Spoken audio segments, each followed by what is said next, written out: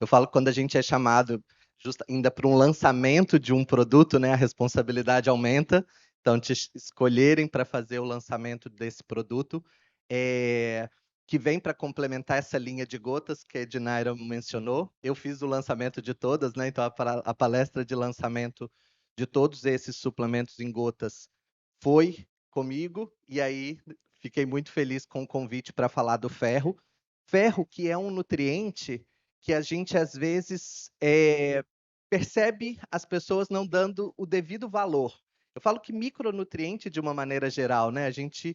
As pessoas precisam entender que a gente precisa dar uma atenção maior para vitaminas e minerais, né? Eu acho que eles são os grandes maestros da bioquímica, enquanto a gente vê as pessoas discutindo muito os macronutrientes e não valorizando tanto os micro.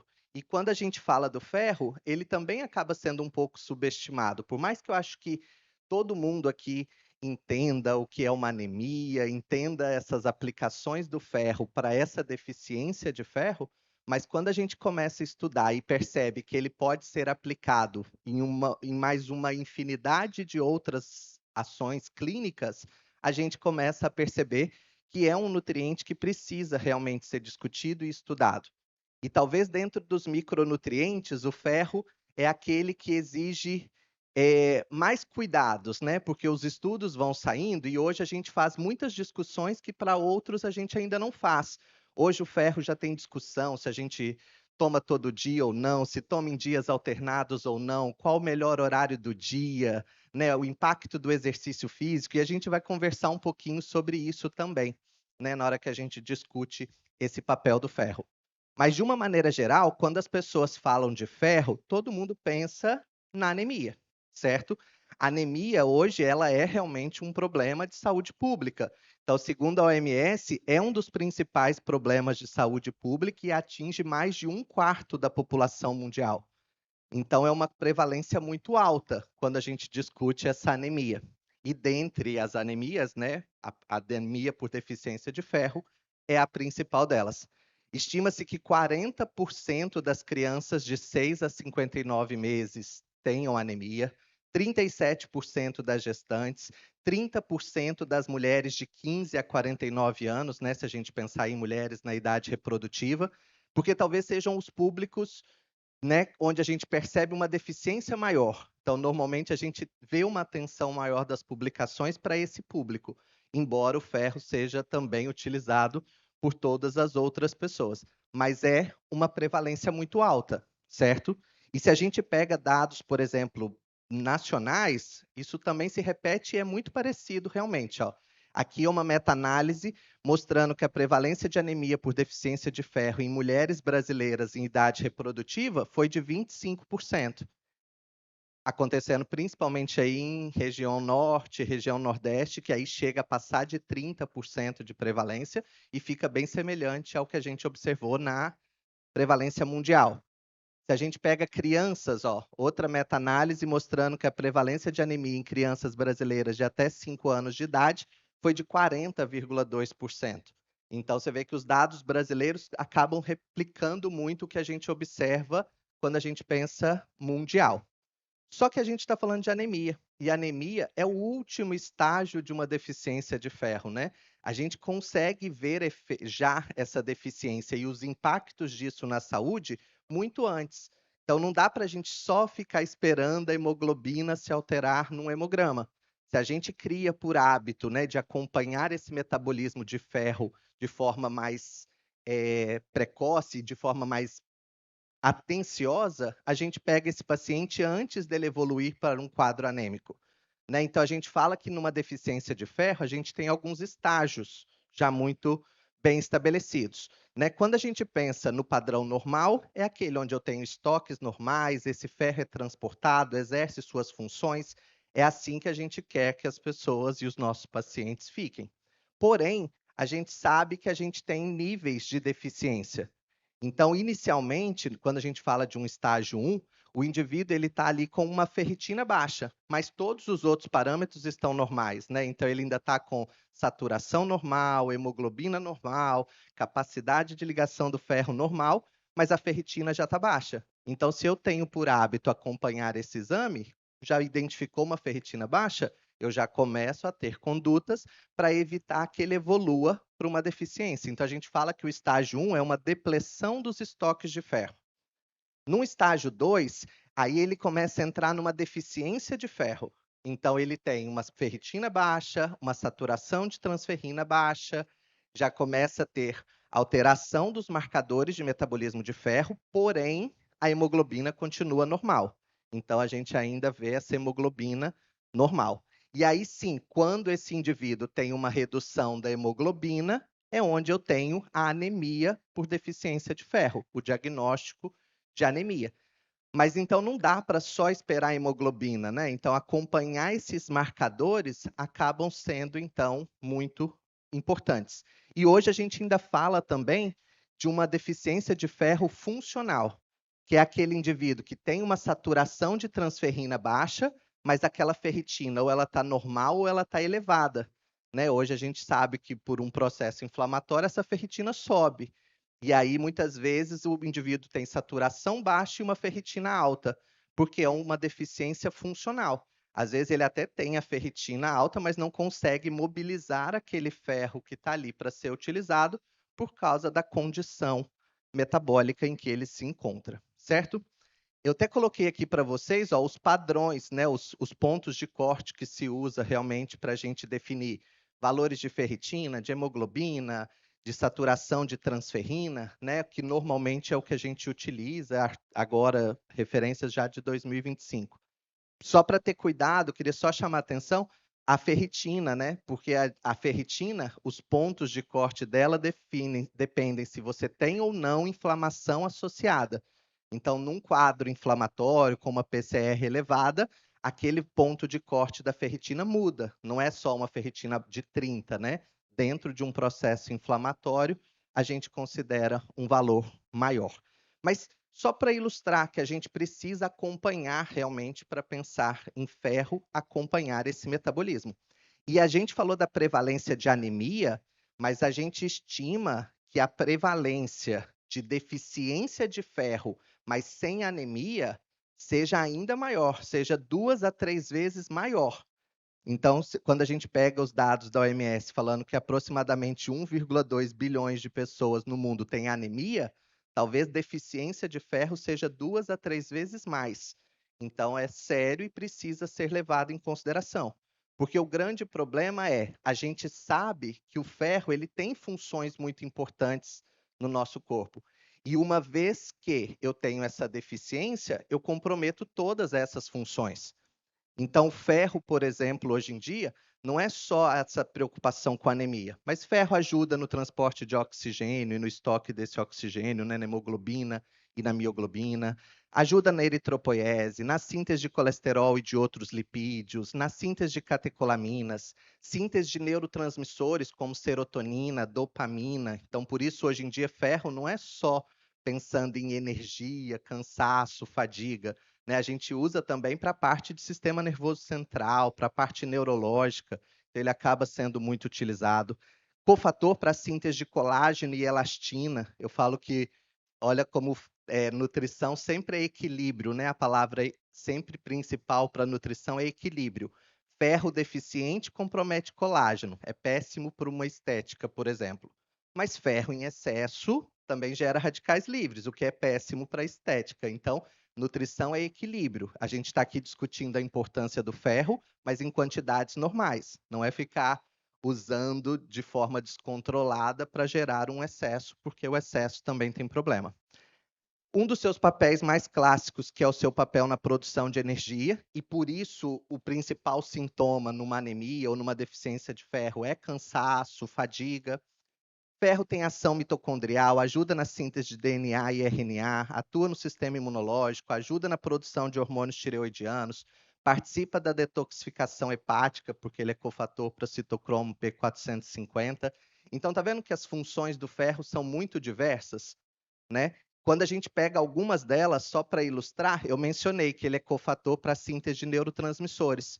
Mas quando eu discuto sistema nervoso central, nem é só nos neurotransmissores. Esse é um dos efeitos, ó. Ele é cofator para a síntese de dopamina, serotonina, norepinefrina, síntese de GABA. Mas no sistema nervoso central, ele acaba ajudando no controle de estresse oxidativo, ele ajuda no processo de mielinização, né, na formação de bainha de mielina ali nos neurônios, e claro, na síntese de ATP, produção de energia, porque o cérebro também depende dessa energia. Mas está vendo como ele tem funções importantes quando a gente discute esse papel? E aí, por isso, hoje a gente vê estudos de ferro associando deficiência de ferro com depressão, ansiedade. Trouxe aqui para vocês, ó. Quando a gente fala da síntese de neurotransmissores, o ferro ele já é cofator para a enzima que inicia a síntese de serotonina. Quando a gente fala que para formar serotonina, o triptofano precisa ser convertido em 5-hidroxitriptofano, o 5-HTP em serotonina, serotonina em N-acetilserotonina e N-acetilserotonina em melatonina, a enzima que inicia esse processo é a triptofano hidroxilase, e ela é dependente de um monte de vitaminas e minerais. Até na última imersão da Central, na penúltima que eu participei, eu falei sobre sono, fica lá disponível para vocês, lá no canal do YouTube dele, quem quiser assistir. E lá, quando a gente discute sono, por exemplo, né, para formar essa melatonina, essa enzima inicial ela depende de uma série de cofatores, e um deles é o ferro. Então, para começar a formar serotonina e melatonina, eu dependo de ferro. Para formar dopamina, para formar as catecolaminas, norepinefrina, epinefrina. Então, o ferro ele é importante para a formação desses neurotransmissores.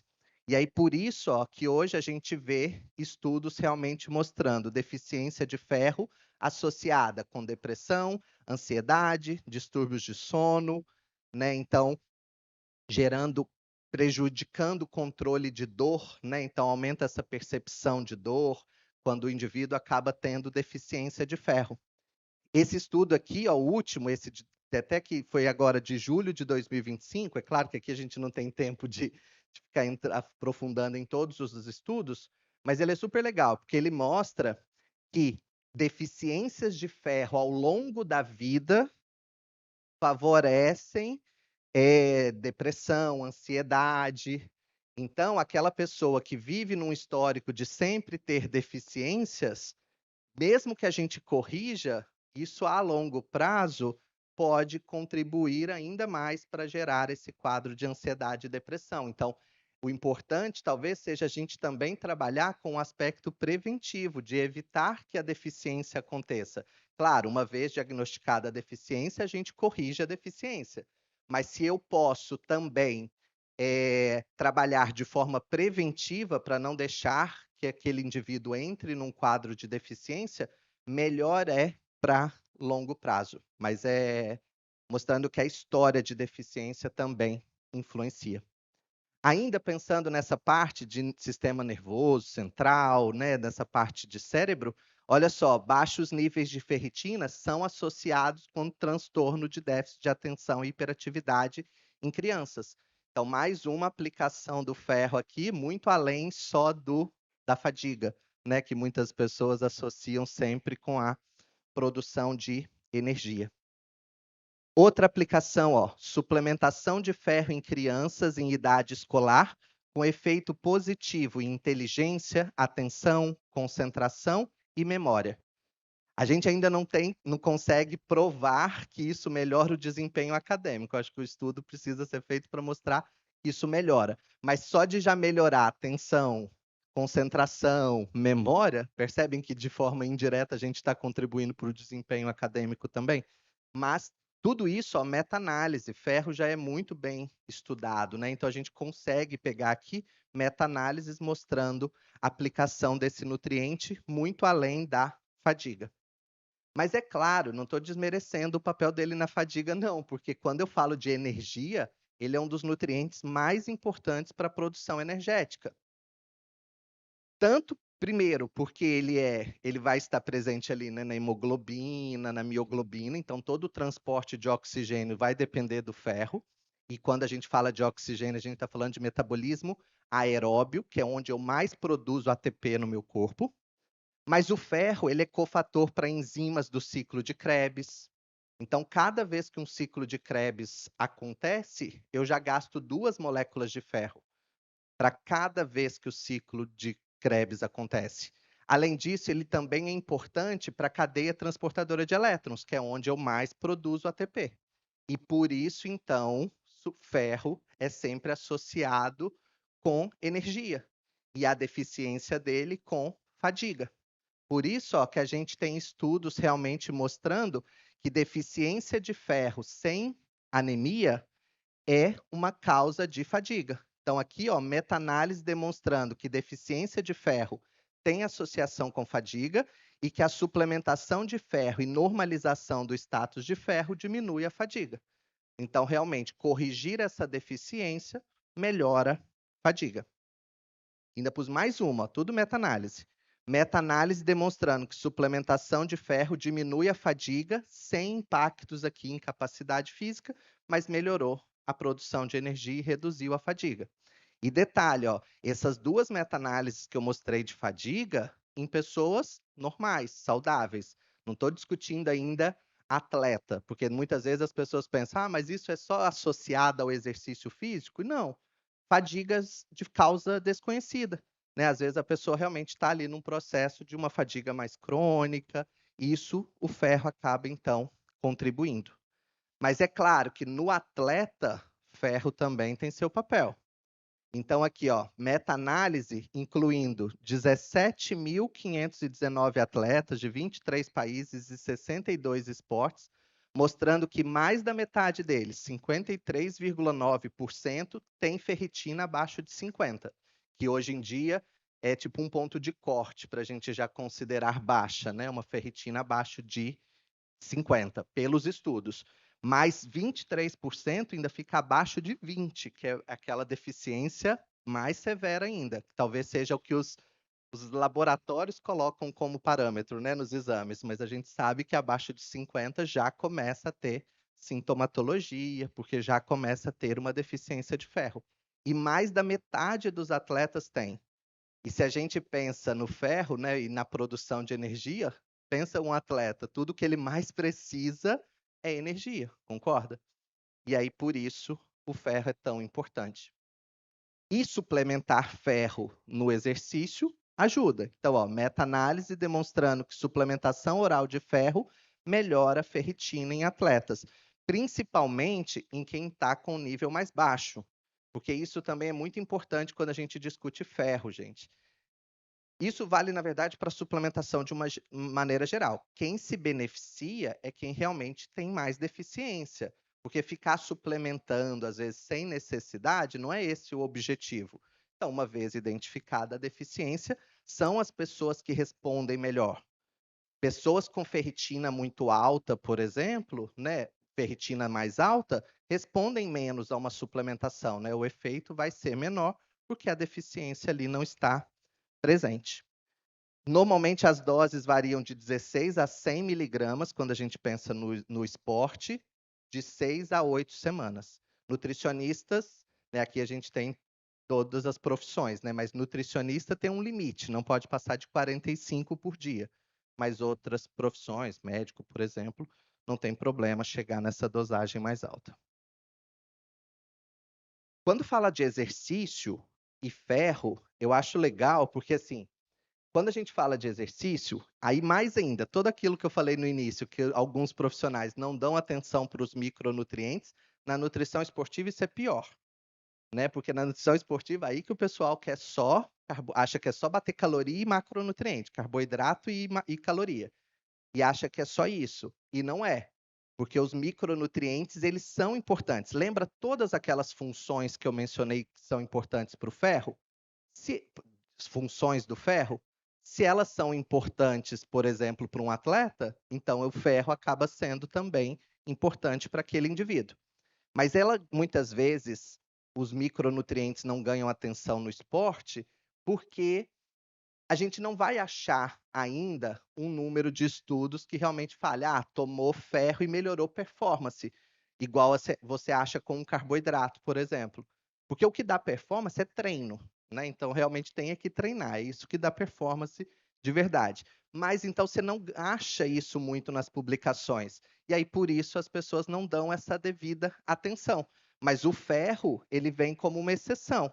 Esse estudo aqui, ó, uma revisão sistemática, eles até colocam que as evidências ainda são pequenas para garantir que suplementar minerais no esporte melhora a performance, mas que talvez as exceções sejam o ferro e o magnésio. Então, ferro e magnésio talvez são os primeiros minerais que já saem um pouco na frente para a gente já ver evidências também em performance. A gente está falando de aplicações do ferro, queria destacar ainda que no exercício eu ainda preciso ter um cuidado maior, porque eu tenho que ter um cuidado maior com as mulheres atletas, porque a deficiência de ferro na mulher é maior do que no homem, assim como é para qualquer pessoa, independente da área esportiva. Mas na mulher atleta isso é muito impactante. Hoje se discute muito, né, a baixa disponibilidade energética no exercício, e isso, o ferro, tem uma ligação muito grande com essa produção de energia. Então, ficar atento às mulheres. Hoje, no esporte, quem trabalha aqui na área esportiva sabe que isso é uma realidade. A tendência agora é, cada vez mais, eu estudar homens e mulheres separados. Porque por muito tempo a gente via só homens e mulheres tudo junto no mesmo estudo. E aí você ia lá, via um estudo falando que creatina é bom para uma função, mas quando você vai ver, pode ser que o homem e a mulher respondam de forma diferente, porque a mulher tem todo um ambiente diferente, né, de hormônios que vão gerar impacto, inclusive na forma como ela responde a um suplemento.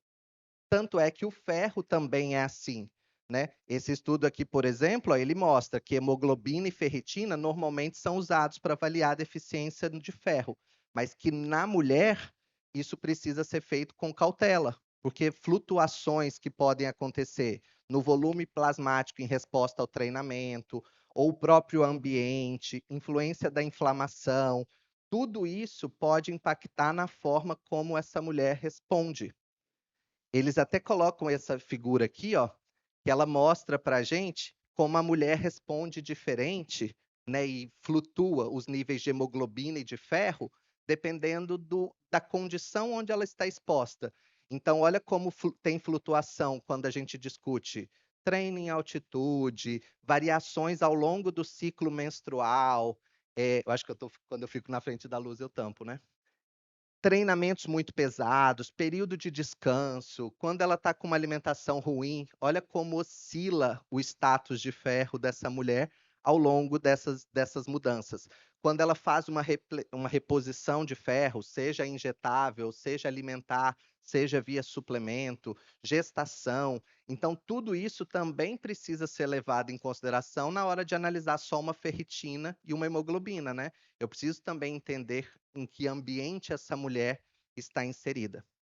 O fato de simplesmente ser mulher já faz com que talvez a gente precise acompanhar o metabolismo do ferro de forma mais frequente. Aqui, por exemplo, esse estudo discute qual a frequência da gente avaliar o metabolismo do ferro, e aí eles colocam que você pode fazer uma avaliação anual se for aquela pessoa que não tem histórico de deficiência, que não tem ali treinamento muito forte, mulheres que não têm alteração de fluxo menstrual. Se ela não tem nenhuma alteração, talvez pelo menos uma vez por ano fazer um check-up de metabolismo de ferro mais completo é importante. E, no mínimo, eles pedem hemoglobina, ferritina e saturação de transferrina. Esse é o mínimo. Se você puder fazer o perfil mais completo, melhor. Agora, olha só o fato de ser mulher já pede, talvez, para você avaliar isso pelo menos 2 vezes por ano. 6 em 6 meses, fazer um check-up, porque é uma paciente que tem um risco maior de ter deficiência. Agora, se ela vem com histórico de fluxo menstrual muito intenso, irregularidades de ciclo, treinamento muito intenso, atletas de endurance, talvez você precise avaliar até um pouco mais frequente, talvez de 3 em 3 meses, 4 em 4 meses, mas fazer uma avaliação um pouco mais próxima, principalmente naquelas pessoas que já têm um histórico de deficiência. Estou finalizando a parte de exercício, mas eu queria aproveitar, porque quando a gente fala de ferro, ferro é aquele nutriente, então, que vem sendo estudado, estratégias para a gente melhorar o aproveitamento do ferro, certo? E hoje a gente sabe que o exercício é um dos fatores que mais influenciam na absorção de ferro. Exercício, aumenta epsidina. A epsidina é um marcador hoje em dia que nós temos de controle, é uma proteína de controle de absorção de ferro. Toda vez que o meu corpo entende que eu já tenho ferro suficiente, ele aumenta a epsidina, que é liberada lá pelo fígado, e ela vai lá e não deixa você liberar mais ferro, porque entende que você já tem uma quantidade adequada. E qual é o problema? O exercício físico, ele aumenta a epsidina. Então, uma vez pós-exercício, o meu corpo aumenta a epsidina e isso diminui a minha absorção de ferro. E às vezes não é porque eu estou em excesso, é um efeito do exercício. Então, esse estudo aqui, ó, ele foi feito com corredores que correram ali uma meia maratona, 21 quilômetros, e eles viram que o exercício aumentou em 51% a epsidina, que é esse marcador de controle de ferro. E a absorção de ferro reduziu 36%. Então, tá vendo que é mais um cuidado que eu vou precisar ter? Com relação à epsidina, só para mostrar para vocês o que, que ela faz, ó, mas essa epsidina ela é liberada pelo fígado. E ela é liberada em resposta ao aumento de ferro. Então, toda vez que eu como e tem fontes de ferro, isso já começa a aumentar a epsidina, porque o meu corpo entende, já chegou ferro, vamos diminuir um pouco a absorção, porque ferro em excesso é um metal, né, gente? Gera estresse oxidativo, radicais livres. Então, isso é um mecanismo de controle. Então, toda vez que eu como, eu começo a ter um aumento do ferro. Por isso que hoje a gente discute que ferro ele é melhor suplementado pela manhã. Porque eu sei que ao longo do dia, no final do dia, a minha epsidina está mais alta do que pela manhã. Pelos estudos hoje de epsidina, a gente sabe que ela aumenta ao longo do dia, já que ela responde à ingestão de ferro, como você começa a se alimentar, a epsidina vai aumentando. Então, tomar pela manhã é melhor do que tomar à noite, por exemplo. Muda um pouco a ideia, né? Porque antes a gente fracionava, a gente entendia que o ferro precisava ser fracionado e dividir em 2 ingestões ao longo do dia. E aí, dividir em 2, a ingestão que você toma, às vezes, à tarde ou à noite, você absorve menos do que a da manhã. Então, dependendo da dose, né, claro, se for uma dose medicamentosa, uma dose muito alta, talvez fracionar ainda seja melhor do que usar 100 miligramas de uma vez só. Mas numa dose nutricional de até 40 miligramas, talvez seja melhor você tomar ela toda só pela manhã, porque aí você está com os níveis mais baixos de epsidina. E a epsidina também responde ao processo de inflamação. Então, toda vez que eu tenho muita inflamação, e por isso que tem que ter cuidado em doenças metabólicas que vêm associadas com o processo inflamatório, porque quando eu aumento a inflamação, eu também libero muita epsidina. Essa epsidina vai lá se ligar na ferroportina e não deixa aquele ferro ser liberado dos enterócitos, certo? Então, você acaba tendo, então, esse o papel da epsidina, certo? E por isso, além de discutir a ingestão pela manhã, né, o horário de usar esse ferro, hoje se discute essa alternância ou não de dias. É por causa dos estudos de epsidina, certo? Cada vez mais vão saindo estudos, e aí, como eu sei que ela responde muito à alimentação e à suplementação, alguns autores defendem que ferro talvez a gente pudesse tomar em dias alternados, dia sim, dia não, dia sim, dia não. Só que a gente trabalha com ciência, né, gente? Com evidência científica. Quando eu pego estudos isolados, tem estudos mostrando que alternar é bom, mas assim como eu tenho estudos tomando diariamente, também bom. Então, quando eu vou para as meta-análises que tentam agrupar esses estudos, as meta-análises elas demonstram que tanto tomar diariamente quanto tomar em dias alternados são efetivos. Então, não tem que ser somente em dias alternados. Isso a gente vai ter que avaliar individualmente. Tem pessoas que respondem melhor tomando diariamente. Tem pessoas que não se adaptam bem com uma suplementação de ferro, sabe? Talvez aquela pessoa que reclama de dor, que reclama de algum desconforto quando consome, talvez para ela tomar em dias alternados seja uma forma de motivá-la a tomar melhor, porque ela vai ter menos desconfortos. Quando a gente fala de suplementação em geral, tá, gente? Ainda daqui a pouco eu falo do produto novo da Central Nutrition, que aí vem com essas ideias de tentar melhorar esse processo. Mas aqui eu estou falando de forma geral. Então, entenda que são duas estratégias válidas. Você vai escolher aquela que se adapta melhor ao seu paciente. Alguns vão responder melhor tomando todo dia, outros vão responder melhor tomando em dias alternados. Mas a ideia do dia alternado é justamente para tentar manter a epsidina mais baixa e você absorver muito mais. Por isso que ela ganha muita força hoje em dia, né? Porque realmente, você podendo tomar dessa maneira, você consegue manter os níveis mais baixos. E só para fechar exercício, eu todo ano eu vou para um congresso nos Estados Unidos, que é o congresso do American College, que é o congresso de medicina do Colégio Americano de Medicina Esportiva, que é o maior evento da área esportiva. Esse trabalho aqui foi o melhor trabalho científico do ano de 2024 lá no congresso. O que eles observaram? Que existe, quando a gente fala de absorção de ferro, exercício aumenta epsidina, certo? Já mostrei isso lá atrás. Existe uma janela de até 30 minutos após o exercício. Passou de 30 minutos após o exercício, a taxa de absorção cai muito. Então, normalmente, a gente suplementa ferro antes do exercício ou, se for tomar, imediatamente após. Mas a partir de 30 minutos, a absorção cai muito. Então, talvez seja melhor colocar antes ou depois. Então, a gente fala que é melhor tomar de manhã. Então, aquela pessoa que vai treinar pela manhã, talvez ainda seja melhor ela tomar antes de ir para o exercício.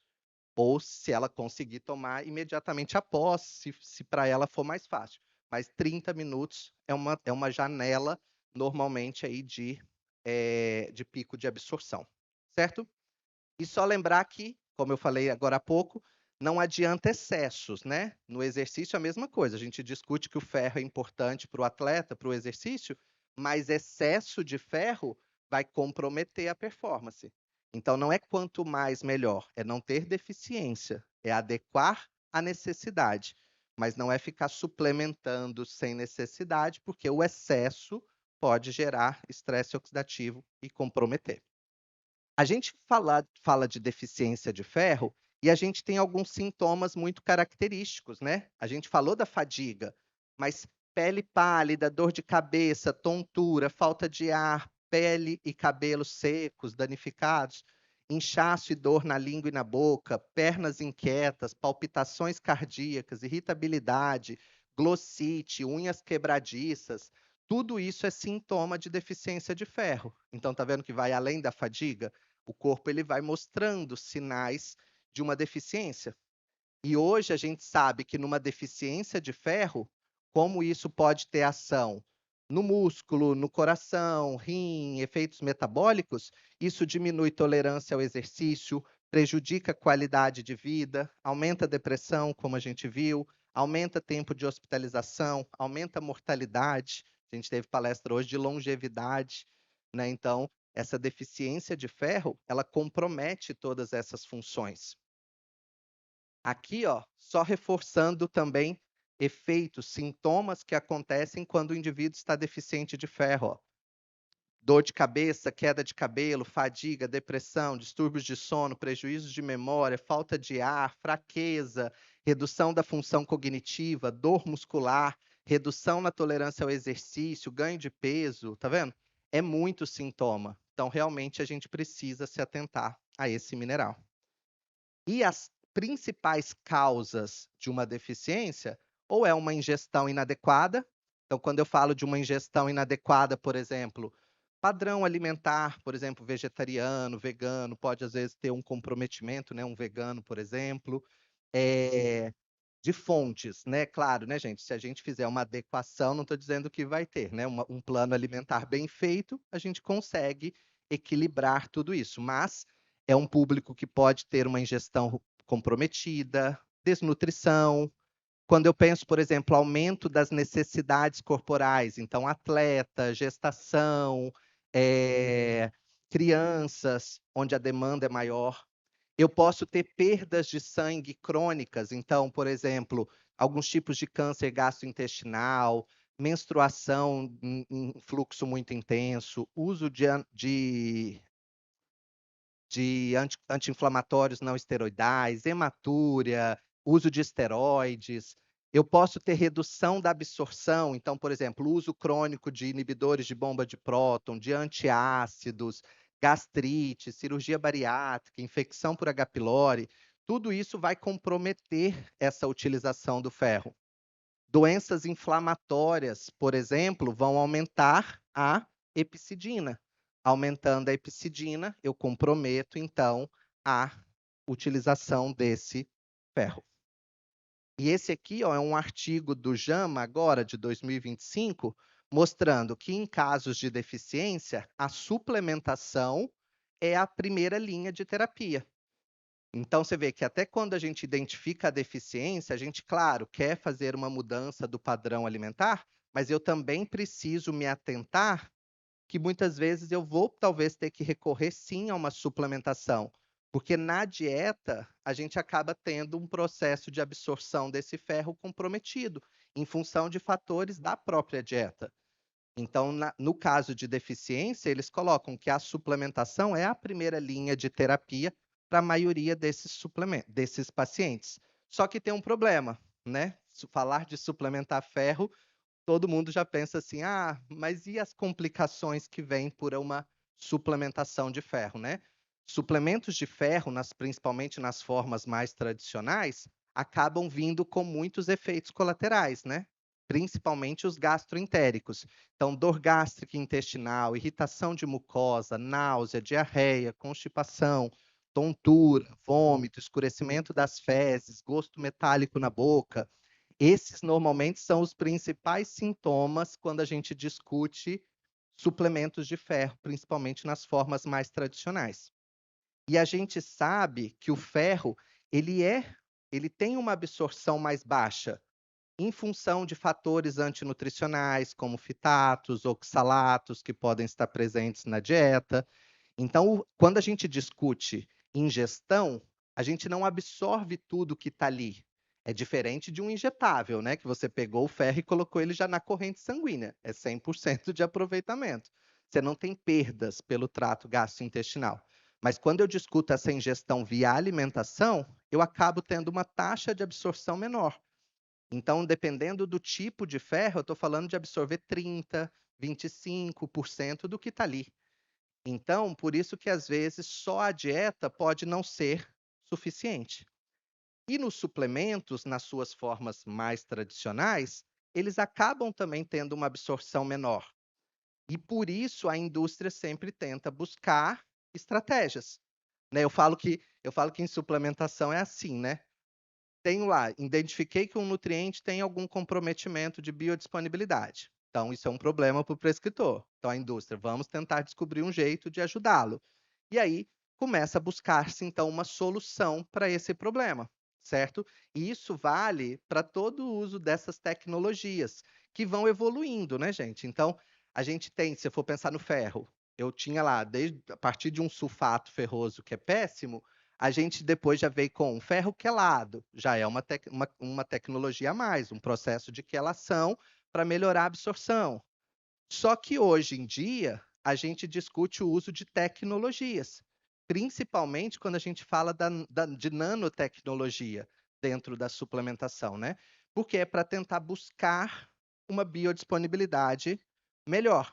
Então, esse estudo aqui, ó, ele só reforça isso, ó, que eu tenho fatores dietéticos que comprometem a biodisponibilidade do ferro. Então, fitatos, cálcio, oxalatos, isso pode comprometer o aproveitamento de um ferro vindo da dieta. E aí, pensando em melhorar a biodisponibilidade, se discute tecnologias. Então, eles falam da encapsulação, da emulsificação, da quelação e o uso de nanopartículas. Então, hoje em dia, a gente fala de nanotecnologia dentro da suplementação, né? Então, aqui, ó, outro estudo que reforça isso, ó. Parou de passar. Foi. Quando eu tenho, ó, Por exemplo, se eu penso num ferro, numa forma tradicional, e eu entendo que ele tem uma biodisponibilidade mais baixa, pode aumentar estresse oxidativo, eu estou falando de um metal, é um dos riscos da suplementação quando ela não vem quelada, por exemplo. Alterações organolépticas, efeitos colaterais gastrointestinais, risco de infecção, tudo isso são situações que a gente tem quando expõe o paciente a um suplemento de ferro com qualidade, às vezes, não muito boa. E aí, para isso, hoje se usa nanoformulações para tentar melhorar essa biodisponibilidade e conseguir fazer, então, esse ferro chegar de forma mais efetiva. Quando a gente fala de nanotecnologia, gente, a gente está falando de redução dessas partículas, né? Então, não é o ferro na sua forma tradicional. Ele é reduzido em partículas muito pequenas, tamanho nano, para que a gente consiga, então, aproveitar, né? Eu falo que nanotecnologia, parece, o pessoal pensa assim, é novo. Gente, a gente vive com nanotecnologia em tudo. Ou vocês acham que como que a vida da gente inteira está dentro de um celular, né? Que aqui você consegue acessar tudo, é por causa de nanochips. Perfume, fixação de perfume, usa-se nanopartículas para ajudar a fixação. Então a gente já tem contato com isso em cosméticos, em tudo quanto é área. E na suplementação é uma tendência grande, né? E aí eu falo que marcas como a Central Nutrition, que realmente já entenderam isso, de buscar formas melhores, saem na frente. Porque é uma realidade cada vez mais presente dentro da suplementação e que nós vamos ver aumentando cada vez mais. Mas para fazer esse caminho, né, para ajudar nessa absorção, normalmente esses nutrientes eles utilizam carreadores. E aí, por exemplo, até do ferro, muitos vão pensar assim: ah, mas já se fala de ferro lipossomal há muito tempo. Sim, é uma tecnologia. Mas quando a gente discute, por exemplo, ó, tem vários carreadores. E dentre eles, ó, a gente tem as nanopartículas poliméricas, que é o que tem no bioferro da Central Nutrition. É um nanocarreador para que garanta um processo de absorção melhor. Quando a gente fala do ferro, ó, quando usa ele na forma de sais, ele até tem uma boa absorção, né, comparável aí com outras formas. Só que o problema é que ele vem associado a muito efeito colateral gastroentérico. 15 a 32% dos casos têm sintomas gastrointestinais, com um suplemento na forma de sulfato ferroso, por exemplo. Quando eu discuto um bisglicinato, que seria o quelado, né, um processo de quelação com aminoácido, eu já tenho uma absorção intestinal boa e menos efeitos colaterais. Mas ainda assim tem alguns, né? A gente vê isso na prática. Mesmo tomando um ferro quelado, o paciente ainda também, em alguns casos, reclama de algumas condições. A ideia da tecnologia, e aí pode ser várias, lipossomal, nanopartículas, a ideia de usar o ferro com uma tecnologia agregada é tentar não ter efeitos colaterais, é não causar essa irritação de mucosa, porque você protege aquele nutriente e entrega ele pronto para o sítio de absorção. Então, essa é a ideia, é garantir uma absorção melhor e menos efeitos colaterais. Quando a gente fala, por exemplo, ó, desse uso de nanopartículas para suplementar ferro, esse estudo aqui ó, mostrou que a suplementação de ferro em nanopartículas é bem absorvida e utilizada em humanos, e além disso, ó, é mais seguro para o intestino. Então, às vezes, até tem absorção parecida com outras tecnologias, mas com menos efeitos gastrointestinais. Então, por isso que prensando em ferro pode ser uma estratégia interessante. E aí, só falar um pouquinho, aproveitar e falar do produto, a Central Nutrition lançando hoje, né, oficialmente, o bioferro. Esse bioferro, ele tem algumas características interessantes quando a gente discute essa sua utilização. Ele fornece 29 miligramas em 9 gotas, né? A dosagem dele é 9 gotas, 29 miligramas. Isso dá mais ou menos 3 miligramas aí por gota, né? 3,2, se for pensar mais ou menos. Mas seria mais ou menos 3. E é legal quando eu falo que hoje ter essa opção também em gotas em gotas acaba sendo legal, porque tem paciente que não consegue ficar tomando muita cápsula, então a gente recorre. Você consegue ajustar a dosagem de acordo com a faixa etária, né, então a gente pode ajustar isso de acordo com a faixa etária, porque, por exemplo, quando eu discuto às vezes uma criança, a gente tem recomendações lá, por exemplo, que ferro de forma preventiva, 1 miligrama por quilograma de peso. Então, para uma criança que tem 9 quilos e precisaria de 9 miligramas, por exemplo, você consegue fazer isso com 3 gotas, né? Quando já é uma deficiência de ferro mais severa na criança, que aí os estudos podem chegar a 3 até 5 miligramas de ferro por quilograma de peso. Você consegue ajustar de acordo com a faixa etária. Então, por isso a vantagem de usar em gota. Mas só mostrando para vocês a tecnologia, ó, eles colocam esse ferro em nanopartículas. Então, eles usam o ferro bisglicinato em que vem revestido ali em nanopartículas poliméricas. Lembra que é um daquelas que os estudos mostram que são nanocarreadores bem interessantes e bem absorvidos e utilizados em humanos? Então, a ideia da tecnologia é poder ajustar dose para cada faixa etária, isso melhora a estabilidade e solubilidade do produto, reduz possíveis efeitos colaterais, como esses efeitos de irritação de mucosa, constipação, que é muito comum com suplemento de ferro, protege contra oxidação e alterações de pH, tem uma liberação controlada e uma absorção mais gradual, que um dos problemas do ferro, o ferro é absorvido principalmente no duodeno, né? Então, quando você vai fazendo uma liberação mais gradual, você consegue manter aquele nutriente mais tempo ali no sítio de absorção, mais chance de você absorver.